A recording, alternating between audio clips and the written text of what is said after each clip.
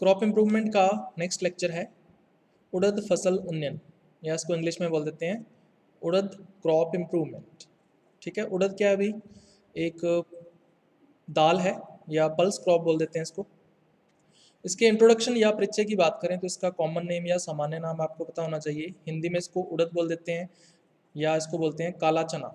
ठीक है, क्योंकि इसके जो बीज हैं या सीड हैं वो कैसे होते हैं, ब्लैक कलर के या काले रंग के होते हैं।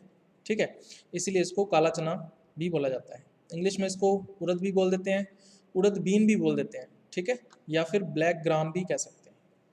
तो ये इसके कॉमन नेम है या सामान्य नाम है जो आपको ध्यान में रखने हैं। इसका बॉटनिकल नेम अगर अपने बात करें तो वनस्पतिक नाम क्या है इसका, विग्ना मुंगो। ठीक है, शुरू में क्या था, इसका जो नाम था वो था फेशियोलस मुंगो।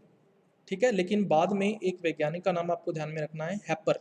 ठीक है, तो हैपर ने उड़द का नाम फेशियोलस मुंगो से बदलकर क्या कर दिया, विग्ना मुंगो कर दिया। ठीक है, तो ये चीज़ आपको ध्यान में रखनी है, इंपॉर्टेंट चीज़ है। तो ये दोनों ही नाम सही हैं। ठीक है, इन दोनों में से कोई भी लिख सकते हो, फेशियोलस मुंगो भी सही है और विग्ना मुंगो भी सही है। ठीक है, लेकिन आजकल जो ज़्यादा चल रहा है वो कौन सा चल रहा है, विग्ना मुंगो। ठीक है, तो ये चीज़ आपको ध्यान में रखनी है।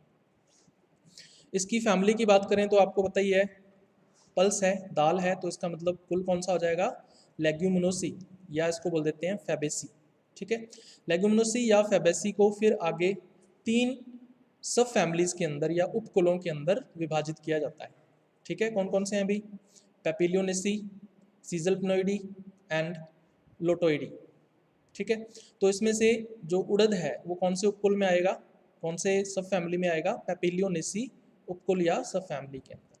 तो पेपिलियोनेसी नाम जो है वो क्यों पड़ा, क्योंकि इसके जो दल होते हैं या पेटल्स होते हैं वो कैसे होते हैं, पेपिलियोनेसियस, या उसको बोल देते हैं तितली नुमा। ठीक है, ध्वजीय दल विन्यास होता है, ये मैंने आपको लास्ट टर्म पे भी बताया था। ठीक है, तो उपकुल या सब फैमिली पेपिलियोनेसी हो जाएगी। गुणसूत्र संख्या या क्रोमोसोम नंबर्स की बात करें तो डिप्लॉइड क्रोमोसोम नंबर्स जो है वो कितना है अभी, 22 है या 22 है। 2n is equal to 2x is equal to 22। इसका मतलब इसमें कोई भी पॉलीप्लॉइडी या बहुगुणिता नहीं है, तो ये डिप्लॉइड स्पीसीज है, 22 क्रोमोसोम्स हैं इसके अंदर। इसके अलावा इसकी खास बात क्या होती है, अभी उड़द का जो रूट सिस्टम होता है या जो मूल तंत्र होता है वो बहुत ज़्यादा डीप होता है या गहरा होता है। ठीक है, और गहरा होने की वजह से ये क्या करता है, अभी मृदा के जो कण होते हैं यानी जो सॉइल के पार्टिकल्स होते हैं उनको ये बाइंड करके रखता है, उसको बांधे रखता है। ठीक है, इसकी वजह से क्या नहीं होता, अभी मृदा अपरदन नहीं होता या सॉइल इरोजन नहीं होता। ठीक है, तो इसका मतलब जो उड़द का रूट सिस्टम है या इसका मूल तंत्र है वो मृदा अपरदन को रोकता है या सॉइल इरोजन को रोकता है। ठीक है, तो ये इंपॉर्टेंट चीज़ है जो इसके बारे में आपको ध्यान में रखनी है। उसके बाद इसके उत्पत्ति केंद्र या सेंटर ऑफ ओरिजिन की बात करें तो इसकी जो उत्पत्ति है या ओरिजिन है वो कहाँ हुआ है, अभी भारत के अंदर हुआ है या इंडिया के अंदर हुआ है। ठीक है, तो इसका प्राइमरी सेंटर ऑफ ओरिजिन या प्राथमिक उत्पत्ति केंद्र कौन सा है, भारत या इंडिया है। ठीक है, इसकी जो उत्पत्ति है वो एक जंगली जाति से हुई है। ठीक है, एक जंगली जाति या वाइल्ड एंसेस्टर है इसका, उसका नाम क्या है अभी, विग्ना मुंगो। वैरायटी कौन सी है, सिल्वेस्ट्रिस। तो इस जंगली जाति से या वाइल्ड स्पीसीज से ओरिजिन हुआ या उत्पत्ति हुई किसकी, विग्ना मुंगो की। ठीक है, तो ये चीज़ आपको ध्यान में रखनी है, इसके ऊपर डायरेक्ट क्वेश्चन जो है वो पूछा जा सकता है, इंपॉर्टेंट चीज़ है। उसके बाद हम लोग बात करते हैं इसकी सब स्पीसीज या उपजातियों की। ठीक है, तो एक वैज्ञानिक है अभी, इसका नाम आपको ध्यान में रखना है, बोस। इसने 1932 में 1932 में इसने क्या बताया कि जो उड़द है उसको 2 सब स्पीसीज के अंदर या 2 उपजातियों के अंदर आगे विभाजित किया जाता है। ठीक है, तो कौन कौन सी उपजातियां हैं या सब स्पीसीज हैं, विग्ना मुंगो वैरायटी नाइगर और दूसरी है विग्ना मुंगो वैरायटी विरिडिस। अब नाइगर और विरिडिस में क्या डिफरेंस होता है या क्या अंतर होता है ये आपको पता होना चाहिए। तो नाइगर की अगर अपने बात करें तो इसके जो पौधे हैं वो शीघ्र पकने वाले होते हैं। ये जो किस्म है या ये जो उपजाति है या सब स्पीसीज है ये अर्ली मैच्योरेशन वाली वैरायटी है। ठीक है, या शीघ्र पकने वाली किस्म है। जबकि अगर अपने विरिडिस की बात करें तो ये पकने में बहुत ज़्यादा समय ले जाती है। ठीक है, तो ये लेट मैच्योरिंग वैरायटी है या देरी से पकने वाली उपजाति या सब स्पीसीज है। ठीक है, तो एक डिफरेंस तो ये हो गया। दूसरा डिफरेंस होता है इसके सीड्स में या बीजों के अंदर। जो नाइगर है, इसके बीज कैसे होते हैं भी, ब्लैक कलर के होते हैं, काले रंग के होते हैं, और इनका साइज कैसा होता है, बहुत बड़ा होता है। तो लार्ज साइज के बड़े बीज होते हैं। जबकि जो विरिडिस है, इसके सीड्स जो हैं या बीज हैं वो कैसे होते हैं, हरे रंग के होते हैं, ग्रीन कलर के होंगे। और जो सीड का साइज है या बीज का आकार है वो कैसा होता है, छोटा होता है। ठीक है, तो ये दो डिफरेंसेस हैं नाइगर और विरिडिस के अंदर, ये ध्यान में रखना है। इसके ऊपर डायरेक्ट क्वेश्चन जो है वो पूछा जा सकता है। इन दोनों में डिफरेंस भी पूछा जा सकता है, या फिर ये भी पूछ सकते हैं कि उड़द की उपजातियों के नाम लिखो, है ना, या सब स्पीसीज के नेम बताओ। तो ये इंपॉर्टेंट चीज़ है, इसको ध्यान में रखना भी। उसके बाद हम लोग बात करते हैं पुष्पीय बायोलॉजी की या फ्लोरल बायोलॉजी की। ठीक है, तो इसकी जो फ्लोरल बायोलॉजी है वो पेपिलियोनेसी उपकुल के अंदर जितने भी पौधे हैं या जितने भी प्लांट्स आते हैं उन सब की फ्लोरल बायोलॉजी एक समान होती है। ठीक है, तो इसमें भी किस प्रकार का दल विन्यास होगा भी, ध्वजीय दल विन्यास, या इसको क्या बोल देते हैं, वैक्सिलरी एस्टिवेशन। ठीक है, ये इसके दलों का विन्यास होता है या पेटल्स का ओरिएंटेशन होता है। ठीक है, ये अपने आगे देखेंगे। तो सबसे पहले आपको ये पता होना चाहिए कि उड़द का जो पौधा है वो कैसा होता है भाई, एक वर्षीय होता है या एनुअल होता है। ठीक है, तो इसका जो जीवन चक्र है या लाइफ साइकिल है वो एक वर्ष के अंदर अंदर पूर्ण हो जाता है। ठीक है, इसकी जो ऊंचाई है या हाइट है इसके पौधे की वो कितनी रहती है अभी, 30 से लेके 100 सेंटीमीटर तक रहती है। मैक्सिमम 100 सेंटीमीटर हो सकती है और कम से कम कितनी होती है, 30 सेंटीमीटर होती है। ठीक है, अब इसके पुष्पक्रम की बात कर लेते हैं या इन्फ्लोरेसेंस की बात कर लेते हैं। तो इन्फ्लोरेसेंस कौन सा होता है भाई, रसीम। ठीक है, तो रसीम प्रकार का पुष्पक्रम होता है। इसमें जो फ्लावर्स हैं या पुष्प हैं, 5 से 6 जो पुष्प हैं या 5 to 6 फ्लावर्स जो हैं वो एक क्लस्टर के रूप में, एक गुच्छे के रूप में पर्ण के कक्ष में या लीफ के एक्सिस के अंदर उपस्थित होते हैं। ठीक है, किस पुष्पक्रम में, रसीम पुष्पक्रम या रसीम इन्फ्लोरेसेंस के अंदर। तो ये चीज़ आपको ध्यान में रखनी है। इसको अपने डायग्राम से देखते हैं। तो यहाँ पे आप देख सकते हो ये इसका मेन स्टेम है या मुख्य तना है, और मुख्य तने पर ये इसकी लीफ है। लीफ कैसी है अभी, ट्राइफोलिएट है या त्रिपर्ण की लीफ है। इसका मतलब 3 लीफलेट्स या पर्णक आपको दिख रहे होंगे। ये टोटल एक ही लीफ है या एक ही पर्ण है। ठीक है, लेकिन इसके लीफलेट्स कितने हैं अभी, 3 हैं। ठीक है, मूंग में भी ऐसा ही होता है। तो 3 लीफलेट्स हैं या पर्णक हैं, और इस लीफ के कक्ष से या एक्सिस से आप लोग देख सकते हो एक वृंतनुमा संरचना या एक स्टॉक लाइक स्ट्रक्चर डेवलप होती है, जिसको क्या बोलते हैं, पेडंकल या पुष्पावली वृंत। और इस पेडंकल के बिल्कुल शीर्ष भाग पर 5 से 6 फ्लावर्स का जो क्लस्टर है ना, या 5 से 6 पुष्पों का एक गुच्छा जो है वो उपस्थित होता है, और इसी को हम लोग क्या बोल देते हैं, रसीम पुष्पक्रम या रसीम इन्फ्लोरेसेंस। ठीक है, तो ये है अभी इसका इन्फ्लोरेसेंस। अब अपने हर एक फ्लावर की बात करें तो हर एक फ्लावर या पुष्प कैसा होता है अभी, द्विलिंगी या बाइसेक्सुअल होता है। इसका मतलब स्टामेन्स एंड कार्पेल्स यानी पुंकेसर और अंडप जो हैं वो दोनों के दोनों एक ही पुष्प के अंदर उपस्थित होते हैं। ऐसे फ्लावर्स क्या कहलाते हैं, बाइसेक्सुअल या द्विलिंगी। इसके अलावा पुष्प कैसा होता है भी, व्रंतीय होता है या स्टॉक्ड होता है। ठीक है, तो एक व्रंत के द्वारा ये पुष्पावली व्रंत या पेडंकल के साथ जुड़ा हुआ रहता है। इसके अलावा जो फ्लावर्स हैं वो कैसे होते हैं भी, एक व्यास सममित होते हैं यानी कि जाइगोमॉर्फिक होते हैं। तो इनकी सममिति या सिमेट्री कैसी होती है, जाइगोमॉर्फिक या एक व्यास सममित। इसका मतलब क्या है भी, पुष्प में केवल एक ही तल या केवल एक ही अक्ष या एक्सिस ऐसा होता है जहां से हम उस पुष्प को या उस फ्लावर को 2 इक्वल पार्ट्स के अंदर या 2 बराबर भागों के अंदर विभाजित कर सकते हैं। तो इस प्रकार की जो सममिति है वो क्या कहलाती है, एक व्यास सममिति या जाइगोमॉर्फिक सिमेट्री। ठीक है, चलिए अब अपने बात करते हैं सबसे बाहर की तरफ क्या उपस्थित होता है अभी, बाह्य दल। तो बाह्य दल पुंज या इसको क्या बोल देते हैं, कैलिक्स। तो कैलिक्स के अंदर कितने बाह्य दल होते हैं, 5 बाह्य दल होते हैं या 5 सेपल्स होते हैं। और ये सेपल्स किस रंग के होते हैं भी, हरे रंग के होते हैं या ग्रीन कलर के होते हैं, और ये आपस में जुड़े हुए रहते हैं, है ना। तो इस प्रकार के जो बाह्य दल हैं वो क्या कहलाते हैं, संयुक्त। ठीक है, उसके बाद दलों की बात करते हैं। दूसरा जो वर्ल्ड है या दूसरा जो चक्र है जो बाह्य दलपुंज के अंदर की तरफ उपस्थित होता है उसको क्या बोलते हैं, दलपुंज, और इंग्लिश में क्या बोलेंगे इसको, कोरोला। ठीक है, तो दलपुंज या कोरोला। इसके अंदर कितने पेटल्स या दल होते हैं भी, 5 दल होते हैं, और ये कौन से रंग के होते हैं, ये आपसे पूछा जा सकता है। तो ये पीले रंग के होते हैं, यानी कि येलो कलर के होते हैं। ये कौन से दल विन्यास में होते हैं? ध्वजीय दल विन्यास के अंदर या वैक्सिलरी एस्टिवेशन के अंदर पाए जाते हैं। ठीक है, अब ध्वजीय दल विन्यास क्या होता है अभी ये हम लोग देखेंगे आगे। जो पेटल्स या दल हैं ये 3 प्रकार के होते हैं। कौन कौन से हैं अभी? एक तो है ध्वज, दूसरा प्रकार कौन सा है? पक्ष, और तीसरा है नौतल। ठीक है, इंग्लिश में बात करें तो ध्वज को क्या बोलते हैं? वैक्सिलम भी बोल देते हैं या स्टैंडर्ड भी बोल देते हैं। तो ये सबसे बड़ा या लार्ज साइज का पेटल होता है या दल होता है।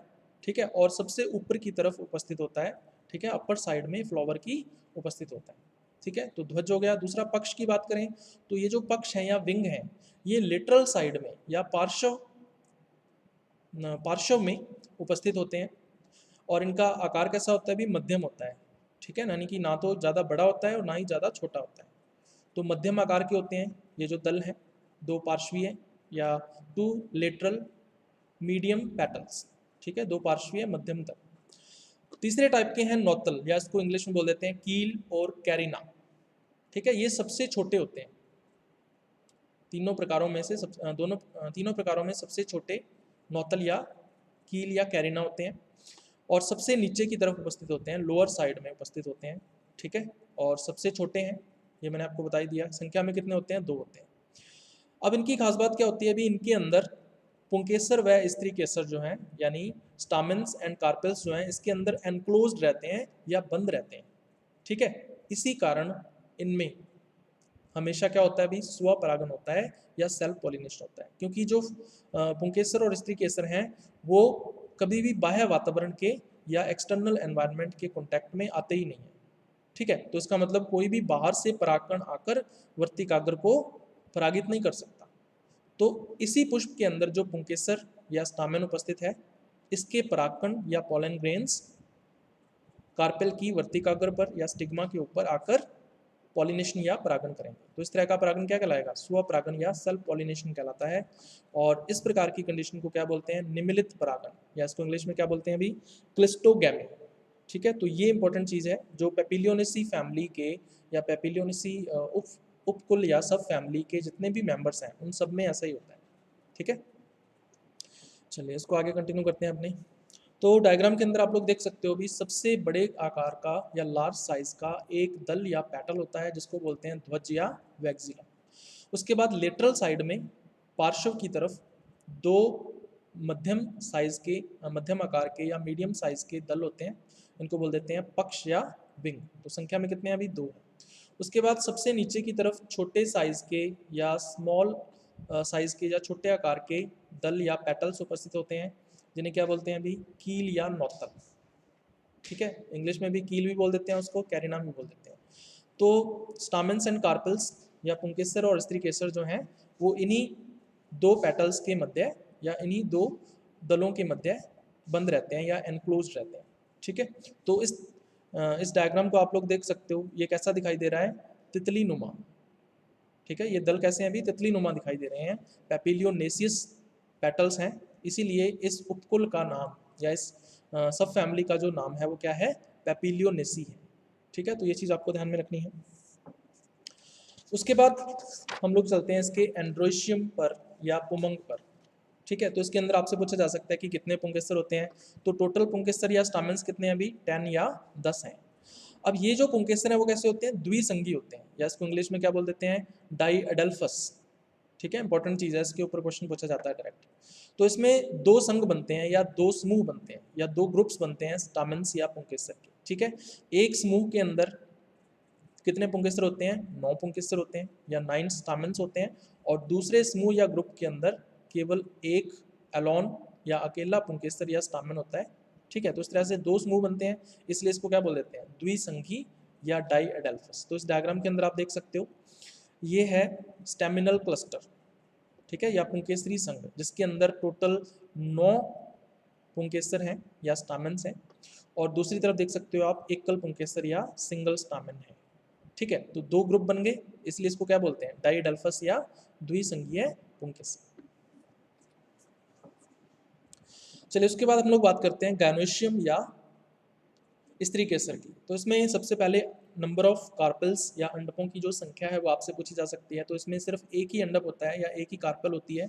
इस कार्पेल के अंदर आपसे पूछा जा सकता है कि बीजांड या ओव्यूल्स की संख्या कितनी होती है।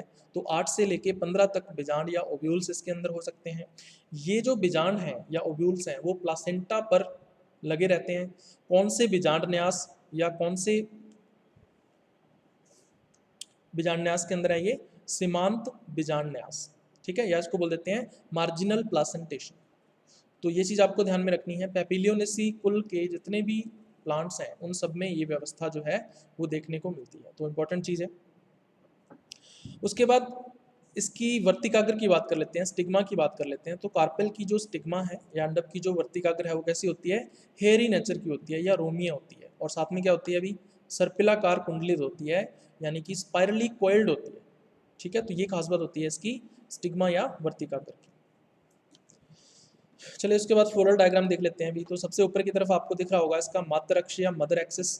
तो ऐसा अक्ष या एक्सिस जिस पर पुष्प या फ्लावर लगा रहता है क्या कहलाता है? मात्र अक्ष या मदर एक्सिस कहलाता है। तो यहाँ पे मात्र अक्ष कौन सा होगा अभी? पेडंकल या पुष्पावली वृंत होगा, ठीक है। उसके बाद फिर सबसे बाहर की तरफ वाली संरचनाएं देख लेते हैं। इसमें एक ब्रैक्ट या सहपत्र उपस्थित होता है और इसके अलावा इसमें 2 सहपत्रिकाएं या ब्रैक्टियोल्स उपस्थित होती हैं बाहर की तरफ। उसके बाद इसके मेन भाग जो है, सबसे बाहर की तरफ का जो चक्र है या वर्ल है वो क्या कहलाता है अभी? बाह्य दलपुंज कहलाता है। टोटल कितने बाह्य दल दिख रहे हैं आपको इसके अंदर? 5 बाह्य दल या सेपल्स हैं, ठीक है। और ये सेपल्स आपस में मैंने बताया था आपको जुड़े हुए हैं, संयुक्त हैं, ठीक है। तो इस तरह से आप लोग देख सकते हो पांचों के पांचों जो बाह्य दल हैं या सेपल्स हैं वो फ्यूज्ड हैं या संयुक्त हैं। उसके बाद अंदर की तरफ एक और वर्ल्ड होता है ना, पेटल्स का वर्ल्ड या दलों का एक चक्र होता है, उसको क्या बोल देते हैं अभी? कोरोला। तो ये है कोरोला या दलपुंज। तो दलपुंज मैंने आपको बताया था कि कौन सा विन्यास होता है? ध्वजीय दल विन्यास। तो इसमें सबसे बाहर की तरफ आपको दिख रहा होगा सबसे ऊपर की तरफ ध्वज या वैक्सिलम, जो कि सबसे बड़े आकार का दल या पेटल होता है। उसके बाद 2 लेटरल होते हैं, तो पिंक कलर के दिख रहे होंगे आपको। तो लेटरल क्या है अभी? पक्ष या विंग है, जो कि मीडियम साइज के या मध्यम आकार के होते हैं। और फिर नीचे की तरफ सबसे छोटे आकार के आपको दिख रहे होंगे 2 दल, जो क्या है? नौतल या कील बोल देते हैं इनको। और इन्हीं नौतल या कील के अंदर पुंकेसर और स्त्री केसर जो है ना, यानी स्टामेंस एंड कार्पेल्स जो है इसके अंदर बंद रहते हैं या एनक्लोज रहते हैं, ठीक है। इसीलिए क्या होता है इसमें? स्वपरागन या सेल्फ पॉलिनेशन होता है। चलिए उसके बाद बात कर लेते हैं हम लोग स्टामेंस की या पुंकेसर्स की। तो यहाँ पे देख सकते हो आप एक पुंकेसर अकेला है या अलोन है, ठीक है। तो ये क्या हो गया? एक संघ हो गया। दूसरे संघ में देखो आप 9 पुंकेसर जो हैं वो आपस में जुड़े हुए हैं, है ना, एक समूह बना रहे हैं। तो इसका मतलब ये हो गया दूसरा समूह। तो इसलिए इसको क्या बोलते हैं? द्विसंगी पुंकेसर या डाइडेल्फस स्टामेंस। अब ये जो पुंकेसर हैं वो 2 चक्रों के अंदर या 2 वर्ल्स के अंदर उपस्थित होते हैं, ठीक है। ये तो हो गया बाहर वाला चक्र और फिर ये हो गया अंदर वाला चक्र। अंदर वाला जो चक्र है या इनर जो वर्ल्ड है उसमें कितने स्टामेंस हैं अभी? कितने पुंकेसर हैं? 5 या 5। और बाहर वाला जो चक्र है उसके अंदर कितने स्टामेंस हैं? इसमें भी 5 या 5 स्टामेंस हैं, ठीक है। तो जो बाहर वाला चक्र है उसका एक स्टामेन फ्री या स्वतंत्र होता है, तो ये चीज़ आपको ध्यान में रखनी है। उसके बाद सबसे सेंटर में आपको दिख रहा होगा अंडक या कार्पेल इसका, और कार्पेल में ये ग्रीन कलर का आपको दिख रहा होगा, ये क्या है इसका? ओव्यूल या बीजांड है, ठीक है। तो कौन सा प्लासेंटेशन है? कौन सा इसके अंदर बीजांडन्यास है? मार्जिनल या इसको क्या बोल देते हैं? सीमांत बीजांडन्यास। तो इसमें बीजांड जो है वो कार्पेल के सीमा पर लगा रहता है, ठीक है, इसलिए इसको सीमांत बीजांडन्यास या मार्जिनल प्लासेंटेशन बोल देते हैं, ठीक है। अभी तो ये है इसका कंप्लीट फ्लोरल डायग्राम या पुष्प चित्र। परागण की बात करें या पॉलिनेशन की बात करें तो मैंने आपको बता ही दिया ये कैसी अभी स्वपरागित फसल है या सेल्फ पॉलिनेटेड क्रॉप है। इसमें 99% तक क्या होता है? सेल्फ पॉलिनेशन या स्वपरागन होता है। कुछ पर परागन हो सकता है, ठीक है, वो भी 1% तक या उससे भी कम, ठीक है।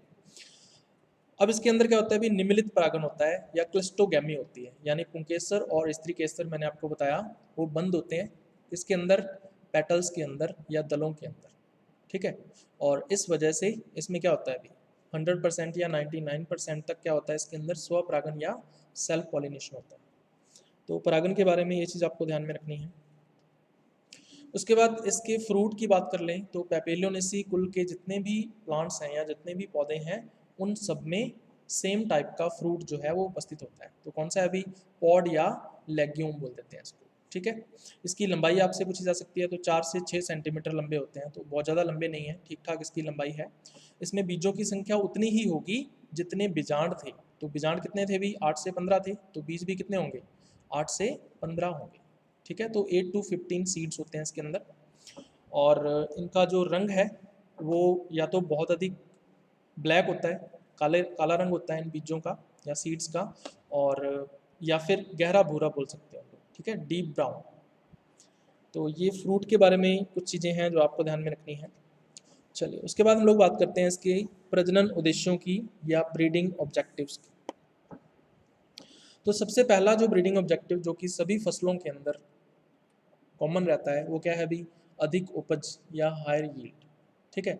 तो उड़द के अंदर जो उपज है वो कुछ कारकों के ऊपर निर्भर कर सकती है, जैसे प्रति पौधा पॉड्स की संख्या, जितनी पॉड्स की संख्या ज़्यादा होगी एक पौधे के ऊपर, एक प्लांट के ऊपर, उतने ही ज़्यादा यील्ड या उपज हमें प्राप्त होगी। दूसरा है प्रति पॉड बीजों की संख्या, है ना। अगर मान लीजिए सभी पॉड 15 बीजों वाले हैं या 15 सीड्स वाले हैं, ठीक है, तो इसका मतलब हमें उपज ज़्यादा प्राप्त होगी, तो ये भी उपज को प्रभावित करता है। इसके अलावा पॉड का आकार, साइज ऑफ पॉड, ठीक है, पॉड का जो साइज है जितना ज़्यादा होगा उतने ही ज़्यादा उसमें सीड्स होंगे, है ना, और उतनी ही ज़्यादा उपज हमें प्राप्त होगी। इसके अलावा बीज का आकार, बीज का जो साइज़ है या सीड का साइज़ जो है वो जितना बड़ा होगा उतना ही वो उसका जो भार है या वेट है वो ज़्यादा होगा, तो उपज हमारी ज़्यादा आएगी, ठीक है। तो ये 4 फैक्टर्स हैं या 4 कारक हैं जिनके ऊपर उपज जो है वो प्रभावित निर्भर करती है या डिपेंड रहती है। उसके बाद आता है अभी विभिन्न परिपक्वन काल या डिफरेंट मैच्योरिटी ड्यूरेशंस। अब देखो जो उड़द की क्रॉप है वो अलग अलग क्षेत्रों के अंदर या अलग अलग रीजन्स के अंदर उगाई जाती है, ठीक है। जैसे शुष्क कृषि या इसको ड्राई फार्मिंग भी बोल देते हैं, जहाँ पे वाटर की अवेलेबिलिटी बहुत ही कम है ना, पानी जो है वो बहुत ही मुश्किल से मिलता है। दूसरा सिंचित क्षेत्रों के अंदर जहाँ पे इरिगेशन या सिंचाई जो है वो आसानी से हम लोग दे सकते हैं क्योंकि जो वाटर है वो आसानी से अवेलेबल हो जाता है। कुछ क्षेत्र ऐसे भी होते हैं जहाँ पे जल भरा हुआ रहता है, इसको बोलते हैं वाटर लॉगिंग, है ना। तो वाटर लॉगिंग एरियाज़ के लिए भी हमें उड़द की किस्में जो हैं वो डेवलप करनी पड़ती हैं, ठीक है। अब सबसे पहले ड्राई फार्मिंग या शुष्क कृषि की बात कर लेते हैं। तो इसके लिए हमें जो उड़द की किस्में होंगी वो कैसी होनी चाहिए, मध्यम परिपक्वन काल, ठीक है, या इसको बोल देते हैं मिडल मैच्योरिटी पीरियड, ठीक है। यानी मैच्योरिटी पीरियड है जो परिपक्वन काल है वो ना तो बहुत लंबा होना चाहिए और ना ही बहुत छोटा होना चाहिए। इसके अलावा उपज कैसी होनी चाहिए भी, उच्च उपज होनी चाहिए, वैरायटी की जो उपज है या यील्ड है वो हाई होनी चाहिए। सिंचित क्षेत्रों की बात कर लेते हैं। तो सिंचित क्षेत्र के लिए हमें जो उड़द की वैरायटी डेवलप करनी है उनमें क्या गुण होना चाहिए, लघु परिपक्वन काल, ठीक है, या इसको बोल देते हैं शॉर्ट मैच्योरेशन पीरियड। इसका मतलब बहुत कम टाइम में ही जो फसल है उड़द की वो तैयार हो जानी चाहिए पककर, ठीक है। और साथ में इसकी उपज कैसी होनी चाहिए, उच्च होनी चाहिए, यील्ड जो है वो हाई आनी चाहिए इस वैरायटी की। तीसरा जल भराव क्षेत्र की बात करें तो इसके लिए भी जो वाटर लॉगिंग एरियाज़ हैं उनमें जो हम लोग वैरायटी डेवलप करेंगे उड़द की, लघु परिपक्वन काल यानी शॉर्ट मैचुरेशन पीरियड उनका होना चाहिए, कम टाइम में ही पककर तैयार हो जानी चाहिए, और यील्ड इसमें भी हाई चाहिए या उच्च उपज चाहिए हमें। तो 3 अलग अलग क्षेत्रों के लिए हम लोग अलग अलग टाइप की जो वैरायटीज़ हैं वो डेवलप करते हैं उड़द के अंदर। तो ये भी हमारा एक उद्देश्य या ऑब्जेक्टिव रहता है। उसके बाद आता है भी रोग रोधिता या डिजीज रेसिस्टेंस, ठीक है।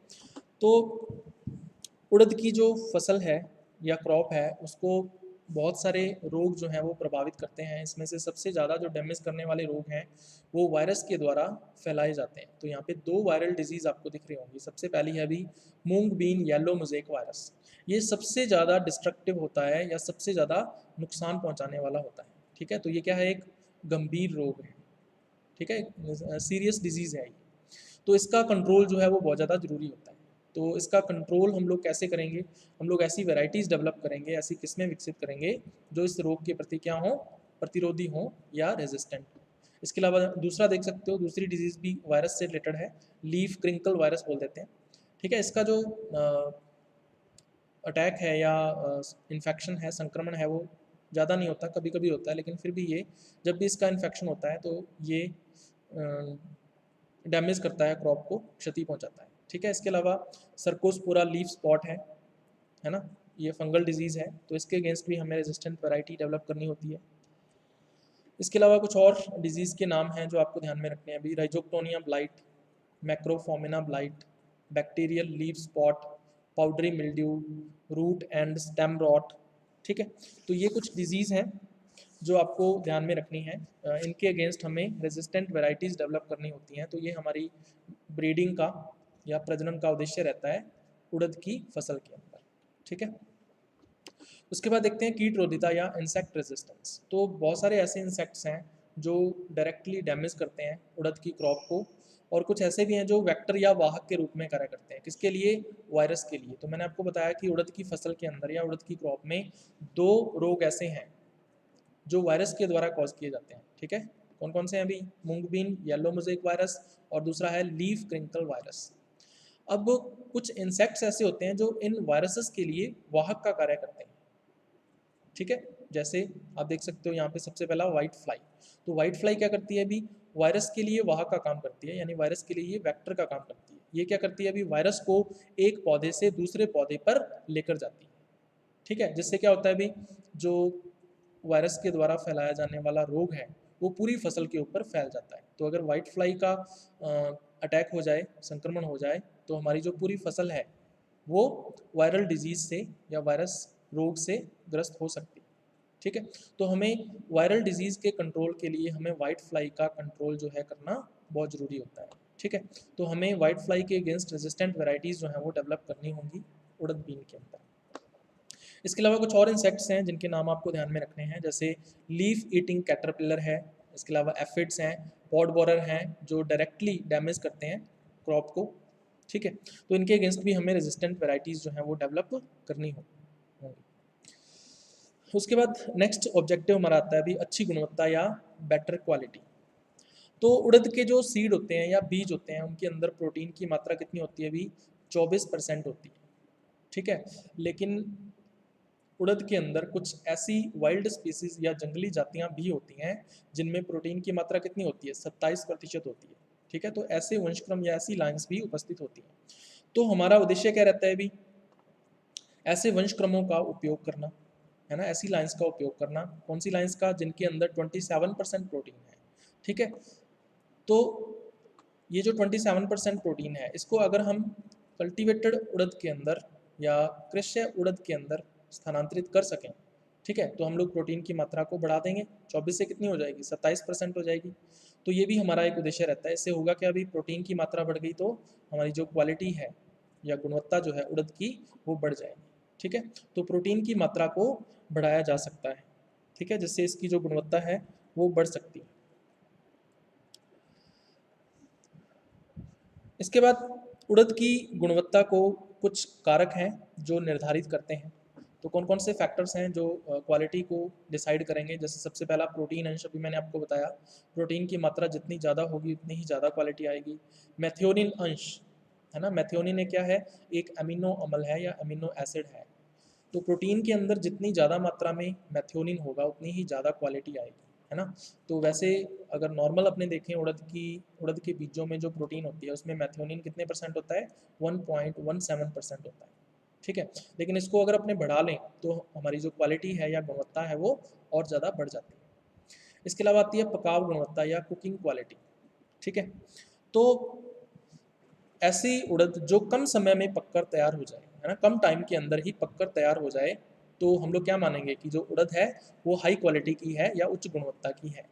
ठीक है, तो ये भी एक कारक है जो गुणवत्ता को निर्धारित करता है। इसके अलावा कठोर बीजों का प्रतिशत। जो उड़द की फसल है या उड़द के जो बीज हैं उसमें कुछ कठोर बीज या हार्ड सीड्स उपस्थित होते हैं। ठीक है, ये हार्ड सीड जो हैं वो पकने में बहुत ज़्यादा टाइम लेते हैं या बहुत ज़्यादा समय लेते हैं। ठीक है, तो अगर कठोर बीजों का प्रतिशत ज़्यादा है तो इसका मतलब जो कुकिंग क्वालिटी है या पकाव गुणवत्ता है वो कम हो जाएगी। तो इसलिए कठोर बीज या जो सॉलिड सीड्स हैं वो कम होने चाहिए या हार्ड सीड्स जो हैं वो कम होने चाहिए। तो ये भी एक कारक है जो गुणवत्ता को या क्वालिटी को प्रभावित करता है। चलिए, उसके बाद लास्ट हम लोग बात करेंगे प्रजनन विधियां या ब्रीडिंग मेथड्स। तो उड़द की फसल में कौन कौन सी प्रजनन विधियों का उपयोग हम लोग कर सकते हैं। जैसे सबसे पहला आपको दिख रहा होगा यहाँ पे पुरस्थापन या इंट्रोडक्शन। तो इसमें एक वैरायटी है अभी T9, है ना। T9 किस्म जो है इसको एक राज्य से दूसरे राज्य में, एक स्टेट से दूसरे स्टेट में इसको इंट्रोड्यूस्ड किया गया था। इसको कहाँ से लाया गया था? अभी यूपी से इसका इंट्रोडक्शन किया गया तमिलनाडु के अंदर। तो पहले इसका जो कल्टीवेशन था वो यूपी के अंदर किया जाता था, फिर इसको तमिलनाडु स्टेट के अंदर या राज्य के अंदर इसका इंट्रोडक्शन करवाया गया, पुनर्स्थापन करवाया गया, और फिर तमिलनाडु में भी इसका जो कल्टीवेशन है या कृषि है वो होने लगी। ठीक है, इसके अलावा शुद्ध वंशक्रम वर्ण या प्योर लाइन सिलेक्शन जो है, इसके उपयोग से भी कई सारी जो किस्में हैं वो तैयार करने के प्रयास जो हैं वो किए जा रहे हैं। तो अभी तक इनमें सफलता नहीं मिली है, लेकिन जो एफर्ट्स हैं या प्रयास हैं वो जारी हैं। ठीक है, इसके अलावा तीसरी आती है दूरस्थ संकरण या डिस्टेंट हाइब्रिडाइजेशन। तो पंतनगर के अंदर दो तरह के हाइब्रिडाइजेशन या संकरण जो है वो करवाए जाते हैं। ठीक है, एक तो विग्ना मुंगो का क्रॉस करवाया गया किसके साथ? जंगली जाति के साथ, विग्ना मुंगो वैरायटी सिल्वेस्ट्रिस। ठीक है, ये इसकी वाइल्ड स्पीसीज है या जंगली जाति है, तो इसके साथ क्रॉस करवाया गया। और क्रॉस करवाने का उद्देश्य क्या था? येलो मोज़ेक वायरस रोधी वंशक्रम विकसित करना। ठीक है, येलो मोज़ेक वायरस रेजिस्टेंट जो लाइन है उसको डेवलप करना इस संकरण का या हाइब्रिडाइजेशन का उद्देश्य है। तो ये कैसा है? अभी डिस्टेंट हाइब्रिडाइजेशन है या दूरस्थ संकरण है, क्योंकि अलग अलग जातियों के मध्य हम लोग संकरण करवा रहे हैं। ठीक है, तो पहला तो ये है। लेकिन ये जो वंशक्रम या लाइन जो है विकसित की गई, इसमें एक समस्या थी। कौन सी समस्या थी भी? पॉड विशरण, या इसको बोल देते हैं पॉड शैटरिंग। इसके जो पॉड होते थे या लेग्यूम्स होते थे, यानी कि जो फ्रूट्स थे इसके, वो अपने आप ही प्लांट से टूट कर, है ना, थोड़ा बहुत मान लीजिए फिजिकल या मैकेनिकल या यांत्रिक झटके के साथ ही जो इसके फ्रूट्स हैं वो अपने आप ही नीचे गिर जाते थे। जैसे हम लोग इसके पौधों को काटते हैं, उड़द के पौधों को जब हम काटते थे तो फल अपने आप ही नीचे गिर जाते थे। इसको क्या बोल देते हैं? पॉड विशरण या पॉड शैटरिंग। तो पॉड शैटरिंग की समस्या जो थी इन वंशक्रमों के अंदर बहुत ज़्यादा थी। ठीक है, तो इसको सॉल्व करने के लिए फिर ये कहा गया कि ये जो वंशक्रम या लाइन विकसित की गई है इसका बैक क्रॉस करवाया जाए या प्रतीप संकरण करवाया जाए बार बार। किसके साथ? ये जो विग्ना मुंगो है इसके साथ।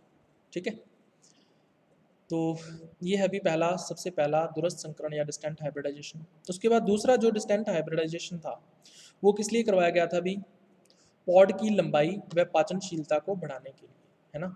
पॉड की लंबाई बहुत कम होती है, उसको अगर अपने लंबा कर लें तो हमारी जो उपज है या यील्ड है वो बढ़ जाएगी। इसके अलावा जो पाचनशीलता है या डाइजेस्टिबिलिटी है उसको भी बढ़ाया जा सकता है। तो इसके लिए डिस्टेंट हाइब्रिडाइजेशन या दूरस्थ संकरण करवाया गया, जिसमें विग्ना मुंगो का क्रॉस करवाया गया। ठीक है, किसके साथ? विग्ना रेडिएटा के साथ। तो ये दोनों अलग अलग जातियां हैं, तो इसका मतलब ये दूरस्थ संकरण या डिस्टेंट हाइब्रिडाइजेशन है। ठीक है, लेकिन इसमें क्या हुआ? जो भी वंशक्रम या जो लाइन डेवलप हुई थी उसमें बंध्यता की समस्या थी, यानी कि वो स्टेराइल प्लांट्स ज़्यादा डेवलप हो जाते थे, और अगर प्लांट स्टेराइल रहेगा, बंधे रहेगा, तो हमारी जो उपज है या यील्ड जो है वो कम हो जाएगी। ठीक है, तो इसलिए ये जो एक्सपेरिमेंट था या जो प्रयोग था वो अभी तक सफल नहीं हो पाया है। लेकिन फिर भी इस प्रजनन विधि का या इस ब्रीडिंग मेथड का जो उपयोग है वो हम लोग उड़द के अंदर करते हैं। ठीक है, उसके बाद नेक्स्ट इसकी मेथड आती है अभी उत्परिवर्तन प्रजनन या म्यूटेशन ब्रीडिंग। तो उड़द की एक किस्म थी CO1। ठीक है, CO1 को उपचारित किया गया, ट्रीट करवाया गया एक म्यूटाजन के द्वारा। ठीक है, उत्परिवर्तन जन के द्वारा। उसका नाम क्या है अभी? EMS, ethyl methane sulphonate. ठीक है, तो इस म्यूटाजन के द्वारा CO1 किस्म को उपचारित किया गया और इससे एक नई किस्म विकसित की गई और उसका नाम क्या रखा गया अभी, CO4। ठीक है, तो ये उत्परिवर्तन प्रजनन या म्यूटेशन ब्रीडिंग के द्वारा डेवलप की गई किस्म है CO4 जो है। उसके बाद इसमें लास्ट ब्रीडिंग मेथड आती है अभी भ्रूण बचाव या एम्ब्रियो रेस्क्यू। तो जब भी हम लोग अंतराजातीय संकरण करवाते हैं या इंटर स्पेसिफिक हाइब्रिडाइजेशन करवाते हैं तो उस टाइम पे जो भ्रूण है या जो एम्ब्रियो बनता है उसके नष्ट होने के जो चांसेस हैं वो ज़्यादा होते हैं। ठीक है, तो उड़द में जब हम इंटर स्पेसिफिक या अंतराजातीय संकरण करवाते हैं तो भ्रूण नष्ट होने की वजह से हमारा जो एक्सपेरिमेंट है या प्रयोग है वो सफल नहीं हो पाता है। ठीक है, तो उसके लिए हम लोग क्या करेंगे भी, प्लांट बायोटेक्नोलॉजी के अंदर एक ब्रांच है PTC या प्लांट टिश्यू कल्चर। तो प्लांट टिश्यू कल्चर में एक तकनीक है एम्ब्रियो रेस्क्यू या भ्रूण बचाव, या इसको एम्ब्रियो कल्चर या भ्रूण संवर्धन भी बोल देते हैं। तो हम लोग क्या करते हैं भी, बीजों से जो अपरिपक्व बीज होते हैं या इमेच्योर सीड्स होते हैं उनमें से भ्रूण को निकाल लेते हैं, एम्ब्रियो को निकाल लेते हैं और फिर उसको कृत्रिम माध्यम के ऊपर संवर्धित करवाते हैं ताकि उससे नया प्लांट डेवलप हो सके, नया पौधा विकसित हो सके। फिर उस पौधे को हम लोग फील्ड में मृदा के अंदर स्थापित कर देते हैं। तो इस तरह से हमारा नया पौधा जो है वो विकसित हो जाता है। ठीक है, तो ये जो प्रक्रिया है वो क्या कहलाती है, एम्ब्रियो रेस्क्यू या भ्रूण बचाव कहलाता है। तो ये भी एक प्रजनन विधि है जिसका उपयोग उड़द की फसल में किया जाता है। तो ये था अभी अपना आज का लेक्चर।